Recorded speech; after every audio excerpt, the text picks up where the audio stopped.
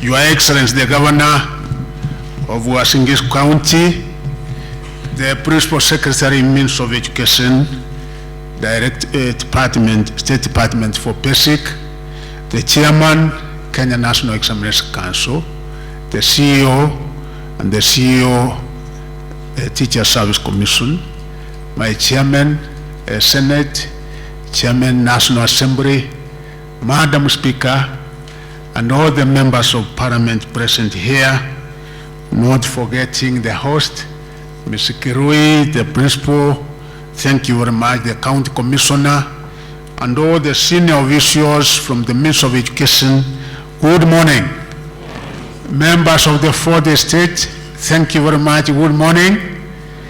Yeah, thank you very much. This morning, I had an exceptional engagement with His Excellency the President of the Republic of Kenya, Dr. William Samoei Ruto, as a prelude to this event, during which I will be releasing the 2023 Kenya Certificate of Secondary Education Examination results.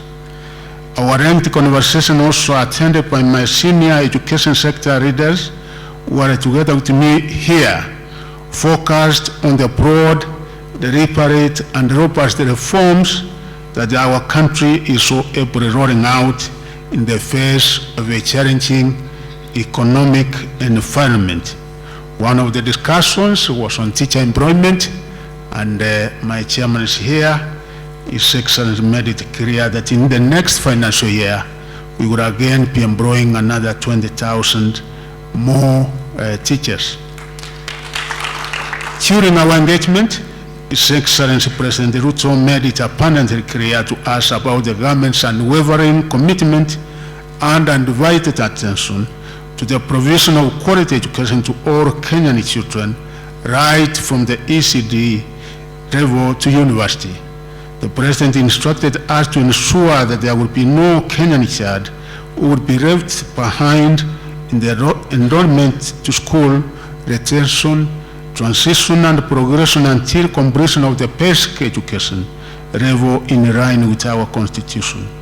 Additionally, the President gave us firm instructions to particularly ensure that runners from all sets of households, especially those whose families are at the bottom of the economic pyramid, are financially supported to access all levels of learning in tandem with the government's bottom-up economic transformation agenda.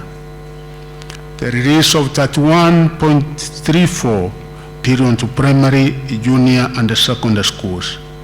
To buttress the President's commitment, the provision of the free learning program in the primary school level and the free tuition learning program at the junior and the secondary school levels, the National Treasury released Kenya shillings that 1.34 billion to support learners enrolled in the subsector. These funds have effectively cleared the way for a smooth opening of schools for the first term of the 2024 calendar year countrywide, as effective from today. This disbursement was distributed as follows: free primary education, 4.74 billion. Capitation for junior schools, 7.60 billion.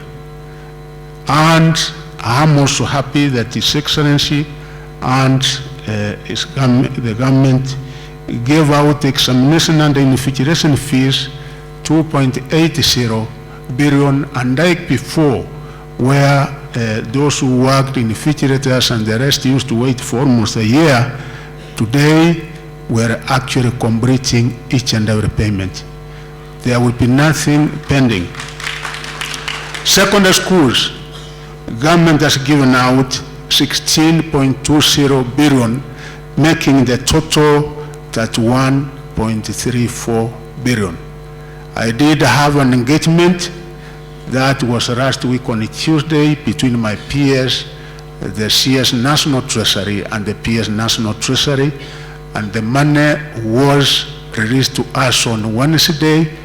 We have dispersed this money to all the schools, and I'm sure that the money must by now being the respective accounts of the schools, may it be primary, junior school, or secondary schools.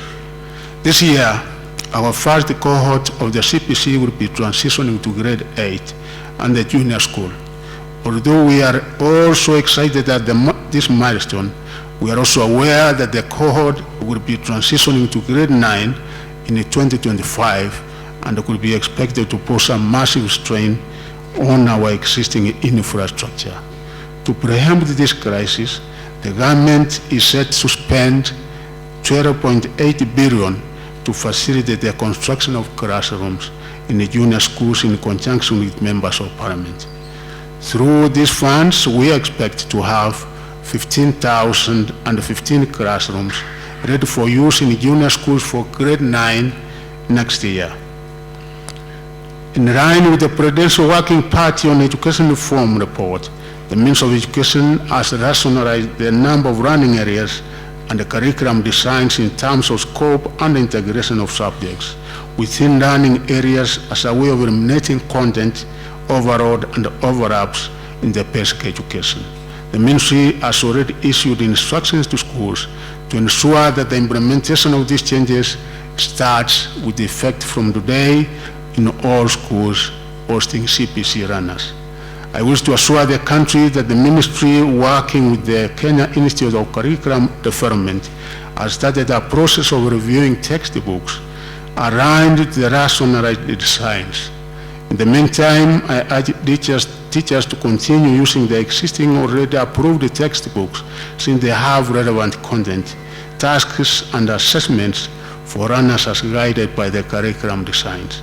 I have directed the KICD to ensure that the curriculum designs are updated in the KICD website by the end of this week. We did reduce the number of comparison subjects, as you are aware, from 5 to 2, in a departure from tradition. This is the first KCSE examination research to be released under the new grading structure that was implemented in the year 2023 KCSE examination. This was approved and as authorized by the NEC Act, and we have been able to implement this.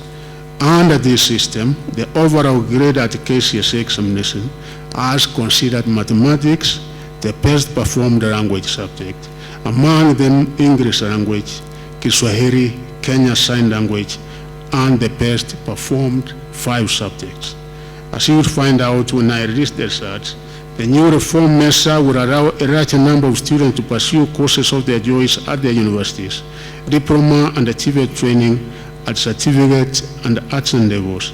That was previously not the case, as the system was more restrictive.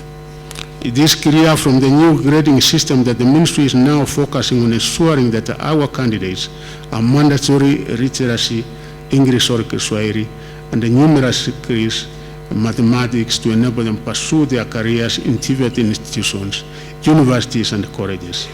Arising from the changes in the new grading system, therefore, I am directing the Kenya Universities and the College Central Placement Service, COOPS, and the universities to align their cluster points and the entry requirements with the new reforms to avoid disadvantaging the candidates. I ask the NEC to complete their process and hand over the final results to COOPS to pave the way for the start of the placement process. Additionally, I direct the COOPS to mount a robust career awareness campaign among the 2023 KCSE candidates to ensure all students understand the new TVET and the university entry requirements under the higher education funding model that was launched last year. More importantly, I direct the COOPS to immediately put in place measures to allow the 2023 KCSE candidates wishing to join TVET institutions to apply for their courses ahead of the March 2024 admissions. For the first time, the Ministry introduced a new system of correcting examination materials from the 576 distribution centers countrywide twice each day. This meant that in the morning, usually at 7 a.m. daily, center managers could only pick up the first paper of the day. If the candidates sat the first paper of the day, the center managers were then required to return to the distribution centers to pick up the second paper that the candidates could sit in the afternoon. I'm happy to report that this change in examination distribution, coupled with the efficient work of examination professionals, was able to substantially reduce the cases of early exposure of examination papers. I wish to thank all the center managers who took their time to effect the double correction policy and uphold the integrity of our examination. The release of the KCSE examination will be followed by the release of the KPSEA reports for candidates who sat the grade 6 assessment in 2023 in the next few days. I urge your parents, guardians, and teachers to scrutinize the KPSEA reports to ensure they use the result to monitor learner progress as they transition to grade 7. Allow me to register my appreciation to His Excellency the President, Dr. William Ruto, and his government for the support they offered us during the administration of the 2023 KCSE. I also wish to recognize with appreciation the support accorded to the Ministry of Education by my counterparts in other government ministries, departments, and agencies during the 2023 KCSE examination. The multi-agency collaboration spearheaded by my colleagues Professor Kindiki and Waro of the Ministry of Interior and the Coordination of National Government and IT and Digital Economy, respectively, was impressive. Administering the 2023 KCSE examinations came in the face of adverse weather conditions occasioned by the El Nino phenomenon. This caused massive challenges in the delivery of materials to some examination centers that were cut off by floods and flooding rivers. Delivery of examination materials from NEC headquarters to the 576 distribution centers countrywide was also not spared by the effects of the heavy rains. We had to resort to air transportation in some areas to surmount the challenges in a bid to ensure that all candidates received their question papers. The examination administration was also threatened by insecurity in some parts of the country, such as banditry-related instances, as well as acts of thuggery. I wish to thank all the teachers, field officers, security officers, NEC officers, and other stakeholders who braved the odds to make the conduct of the examination possible. I also wish to thank members of the public who came in to support the process in various ways.